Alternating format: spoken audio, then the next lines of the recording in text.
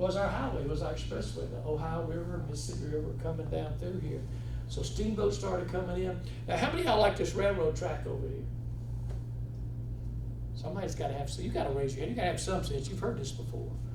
Well, it doesn't affect me, fortunately. I love it though. It's the first railroad to connect the Atlantic Ocean with the Mississippi River in the history of our country. Wow. No big deal? Wow. Wow. Wow. Wow. There we go. Okay. Now, what's the big deal? At that time, we're riding a horse and buggy 10 miles an hour through those mountains, through those swamps. Now you're getting on a train going 50 or 60 miles an hour from Charleston to Memphis. Are you kidding me? At that time, most railroads were about 100 miles long. This was 800 miles long. It was like going to the moon at the time, transportation terms. 1857, right through here. Nothing was out here. That's not in our way. We're in its way. It was here first. We built up along this railroad line here. Fairgrounds, Bunton, Normal, White Station, Germantown, Colleyville, Corinth, on out.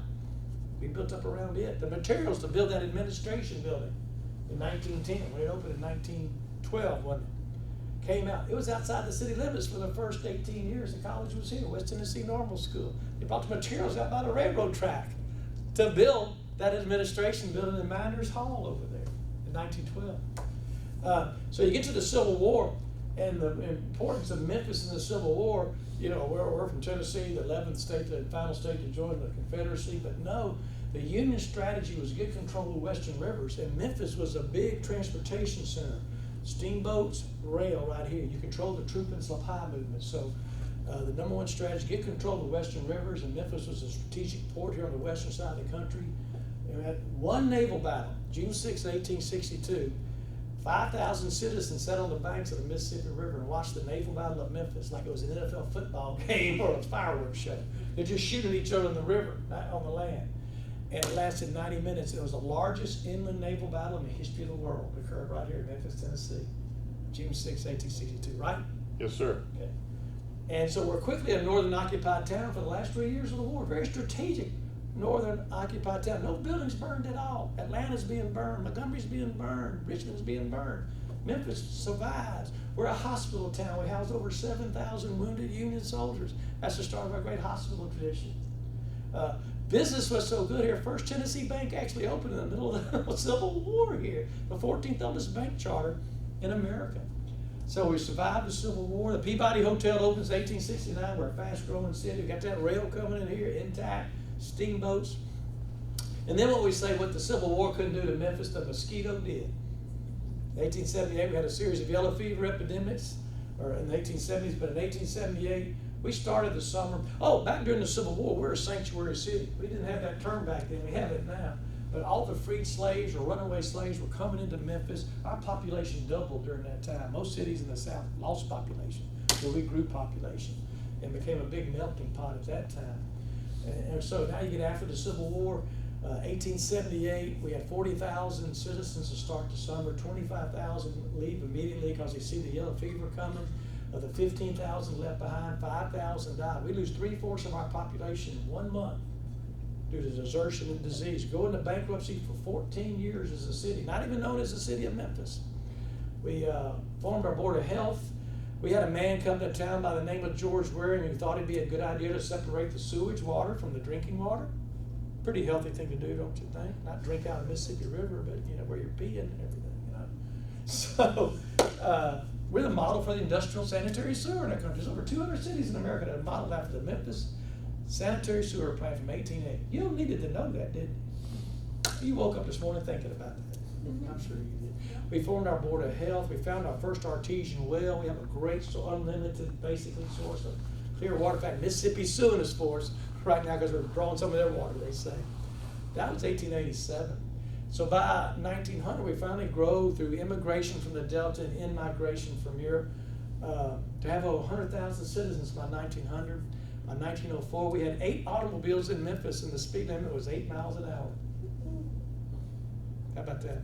By 1910, we had 1,000. By 1920, 19,000. So we had to build bridges to get across the river. The Harahan Bridge, y'all been on Big River Crossing? The northernmost bridge down there that has the bicycle and pedestrian walkway. Well, that northern and southern sides of that bridge, where the automobiles went, the trains went down the center. And that's what opened up Memphis to the West Coast and the Asian markets, because before that time, you'd take a ferry, a train across the river, it'd take 2 days to get across 5 cars at a time.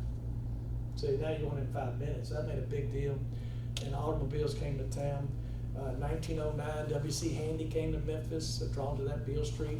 Beale Street at that time, the quote about Beale Street was, it was a mile of vice and commercial ambition owned by the Jews, policed by the whites, and enjoyed by the Negroes, because we're a segregated city.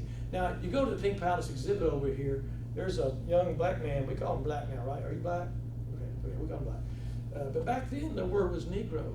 In the first part of the century, it was colored, up to the 1950s or so. Then African American, then black, or black African. One kid with the same picture, but in 100 years, his term is 4 different terms now. So Negro was an accepted term. Then colored. I remember colored in white water fountains when I was growing up in Memphis, and the rest was going through the 50s and 60s, desegregation here.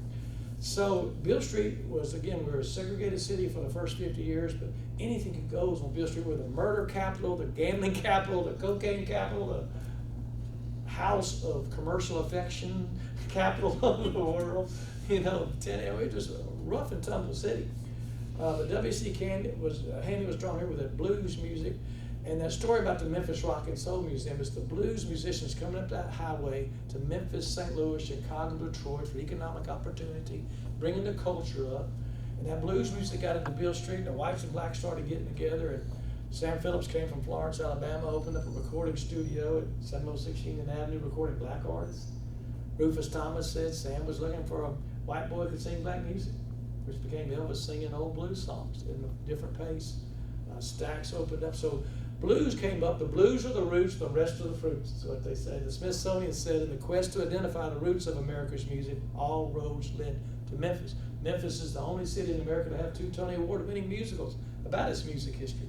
Memphis, the musical about Dewey Phillips and Elvis's first record and his life, and then the $1 Million Quartet. And it's the only city in the world to have its name in over 1,000 song titles or song lyrics.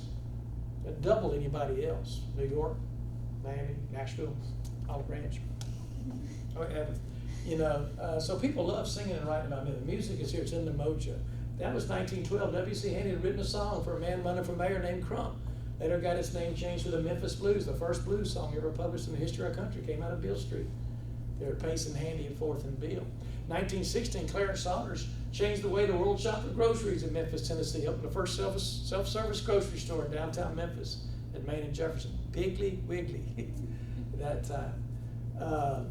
You get up to the jazz era, Cotton Carnival, things like that. World War II, over here where your South Campus is over here. That was the largest general hospital in the country at the time in World War II, 1942 to 1945. Where else but in Memphis, Tennessee, would you open up a veterans hospital on a street named Shotwell, near the intersection of Dunn, Shotwell and Dunn? So they changed the name of Shotwell to Getwell. That's how Getwell got its name, because the hospital opened there. You still see Shotwell between Park and Southern. Shotwell was the name of a landowner at the time. But why would you put a veterans hospital in Shotwell? They all shot up. And they came in here because they came by that train line from the West Coast to get to here too. 44,000 wounded soldiers. Now we had a huge World War II presence here under that time. In 1952, Kemmons Wilson. You ever heard of Kemmons Wilson? Go to the first and second floor here. Go through that gallery sometime. He changed the way the world traveled in Memphis, Tennessee. He opened the first overnight roadside lodging chain out here, 49-41 summer. He, in 1951, had traveled to Washington, D.C. with his family of 5 kids. Got charged extra for the kids, like $2 a night extra for each kid. Didn't like that. He was a home builder. In fact, he built the home I live in, the old ranch-style house there on Sequoia, 1952. But he was a home builder. He built the first home in South Haven, too. So he was a founder of South Haven. And he developed a plan for a 120-unit hotel. If you could build a house, you could build Holiday Inn. It's just that simple. He got Wallace Johnson to get to the Home Builders Association of America, and that's how it all started out. The first floor started in Memphis here, and it grew to over 1,700, and just what a great thing. And this, of course, this whole Kemmons Wilson. Go to that gallery down on the second floor. Look at all his achievements. It's just amazing. That was 1952. You know, talk about some of the musical things. In 1948, we had the first all-black formatted radio station in the world here in Memphis, Tennessee, WDIA. B.B. King and Rufus Thomas were two of the first DJs there. In 1950, Sam opened Memphis recording service that became Sun Studio. He was recording B.B. King and Howlin' Wolf and Johnny Ace. And Elvis came along with That's All Right Mama. Huey played it in 1954, over 15 times on the radio that night, and that's what sprang Elvis's career. 1955, we opened the first all-female DJ radio station in America. So not only, it was WHER down on South 3rd in a Holiday Inn. They wanted to be WSHE, but those call letters were already taken. So they were WHER. 8 ladies came and were female DJs. It was not only did we break the color barrier in radio for our country in Memphis, Tennessee in 1948, we broke the gender barrier in 1955. Little Memphis, Tennessee, home of the blues, birthplace of rock and roll. What is left after that? Well, a white brother and sister by the name of Jim Stewart and Estelle Axton opened up satellite recording in Brunswick, Tennessee in northeast Shelby County. Got sued for the name satellite by another company, so they came down and bought the Capitol Theater here on Macklemore and took the first 2 letters of their last name, the ST of Stewart, AX of Axton, and made it Stax. That's how it got its name, Stax. And that's the home of soul music in America. Otis Redding, Sam and Dave, Isaac Hayes, Booker T and the MGs, Wilson Pickett, Eddie Floyd, Soul Man, Sitting on the Dock of the Bay, Hold On, I'm Coming, 800 singles, 300 albums in 15 years. Just an incredible streak there. From 1962 to 1972, American Studios in North Memphis, Chips Moman and the Memphis Boys, over 100 top 100 songs. Sweet Caroline, you ever heard that song, Sweet Caroline? You know that was written in Memphis at the Peabody Hotel by Neil Diamond? He was waiting out Elvis. It was recorded in Memphis, Tennessee. That's all Memphis band there. When they say